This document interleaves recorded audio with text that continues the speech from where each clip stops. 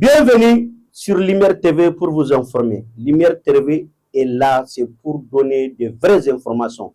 Comme nous l'avons dit, nous ne voulons pas le buzz. On n'est pas là pour le buzz. On est là pour donner les vraies informations aux Maliens et l'ensemble du peuple africain et l'ensemble du peuple du monde.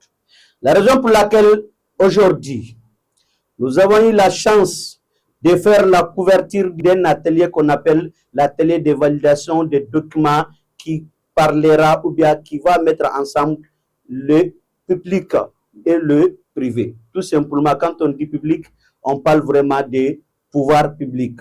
Et quand on parle de privé, on parle vraiment de sociétés privées, les entreprises privées et tout ce qui sont en train d'évoluer dans le secteur privé. La raison pour laquelle, pour mettre ensemble un bon secteur privé et un bon secteur public, les autorités maliennes ont voulu avoir un document qui va cumuler le deux, qui va pouvoir vraiment travailler dans ces deux vraiment secteurs-là. Raison pour laquelle le Premier ministre, le général de division, Abdoulaye Maïga, avec l'ensemble de son gouvernement, était au CICB pour l'ouverture de cet atelier. Écoutons ensemble le général de division, Abdoulaye Maïga, le Premier ministre du Mali. C'est avec un réel plaisir que je préside ce matin la cérémonie d'ouverture de l'atelier national de validation des documents standards de partenariat public-privé, en abrégé PPP.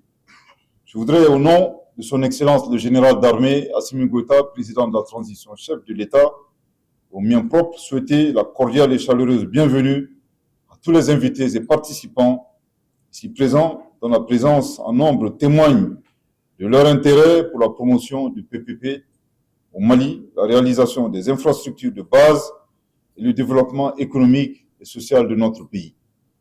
Mesdames et messieurs, le Mali, à l'instar de nombreux pays, s'engage résolument dans une quête déterminée de sa souveraineté économique. C'est dans ce cadre que le gouvernement a impulsé la stratégie PPP en vue de pallier le déficit d'infrastructures structurantes de notre pays, favoriser la qualité et la durabilité des infrastructures en facilitant les investissements en partenariat public-privé à travers le recours au secteur privé comme mécanisme innovant d'attraction de ressources, de financement et de l'utilisation soutenable et optimale des deniers publics. La mise en œuvre du cadre du partenariat public-privé est en cohérence avec la vision Malikura Nyatasra Kabesam Baflani Biron Nisabama et la stratégie nationale pour l'émergence et le développement durable 2024-2033, qui ont pour objectifs fondamentaux la refondation de l'État et la transformation structurelle de l'économie malienne sur la trajectoire de l'émergence et du développement durable avec un secteur privé fort.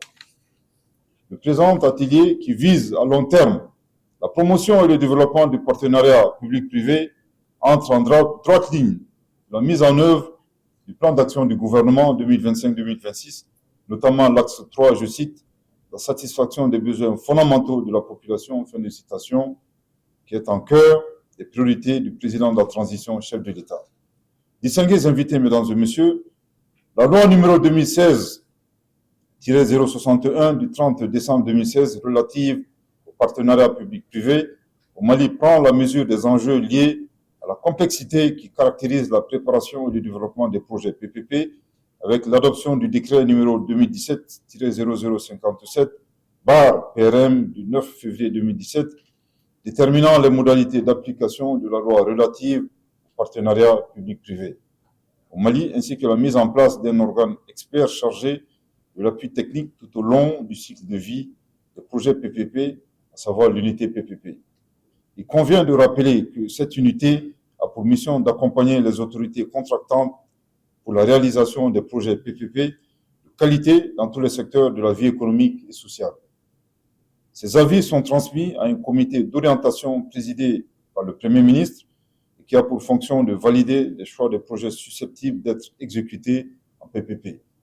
Distingués invités, mesdames et messieurs, afin d'accompagner les acteurs impliqués dans la mise en œuvre du processus PPP dans notre pays, dans un contexte marqué par l'insuffisance des ressources publiques et la volonté du gouvernement du Mali d'associer le secteur privé au financement des investissements, l'unité PPP a été commise d'élaborer des documents standards en interne. Il s'agit des projets de documents standards suivants. 1. Le guide méthodologique des partenariats publics-privés au Mali, référentiel qui propose une démarche permettant d'aider les décideurs à choisir la meilleure solution de réalisation d'infrastructures en mode PPP et d'accompagner les acteurs impliqués dans la mise en œuvre du processus PPP au Mali.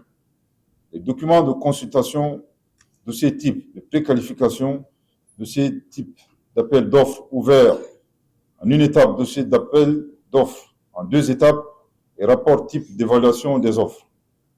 Et enfin, le closier type de PPP au Mali, outil présentant une architecture standardisée d'un contrat de partenariat PPP.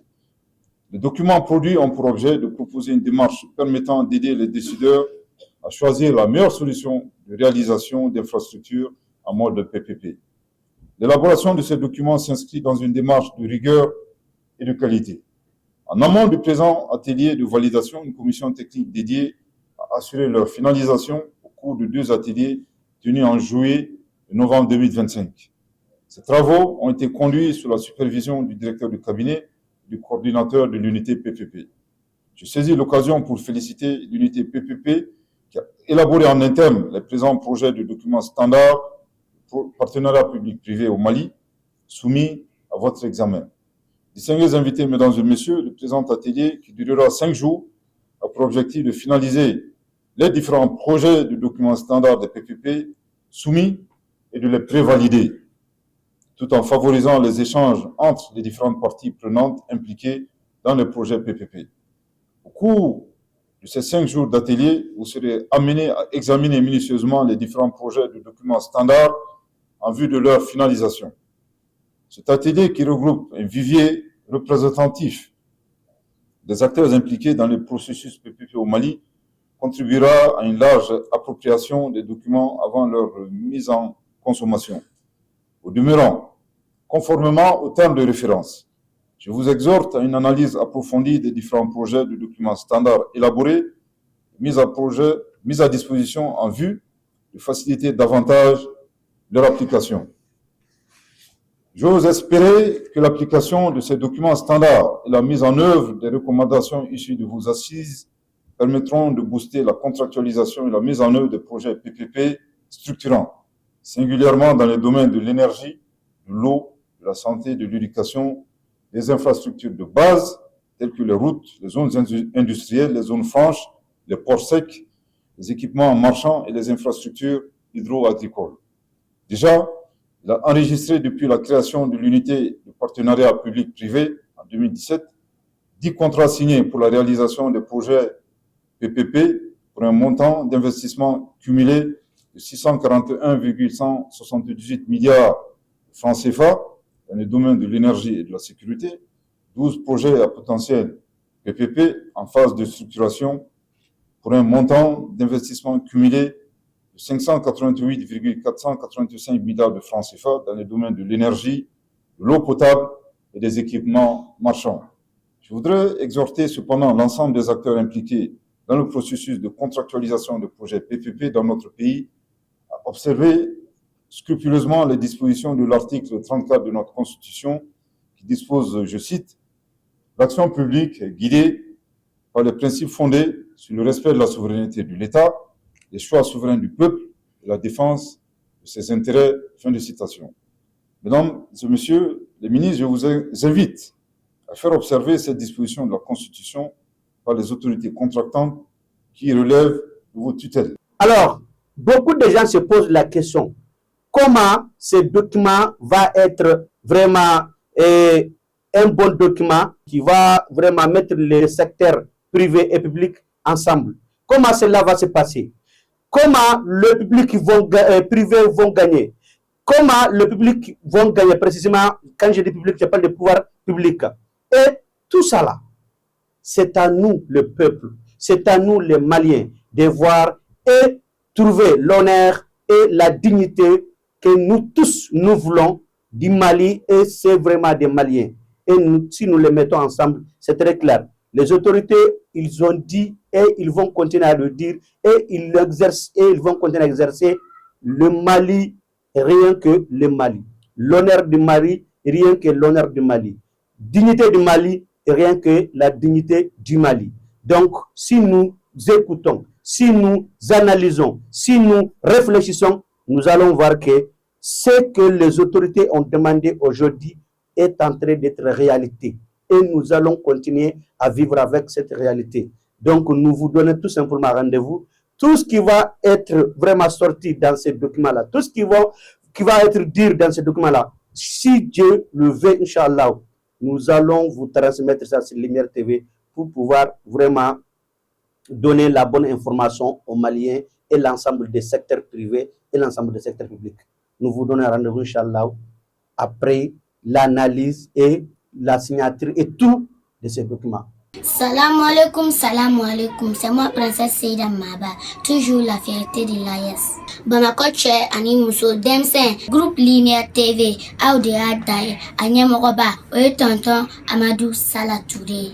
Malide Nuyo, Anga Benke Lema, Angambolo Dinyoroma, Kanfaso Malibonorola, Koraya Akili, Koraya Manake Jawili, Koraya Manake Jawili, Demiseni Akili Manebolaji. Antigi ban famino kani olu kera paso chibagaye tu.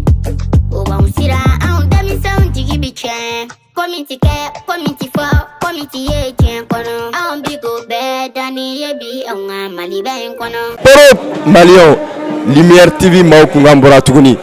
Ala nigo information yere igo Lumière TV nigo fargolo nyanaje o kulafoni igo Lumière TV nigo koduma jamana kunganko ko ba fa be dugu ngola ni be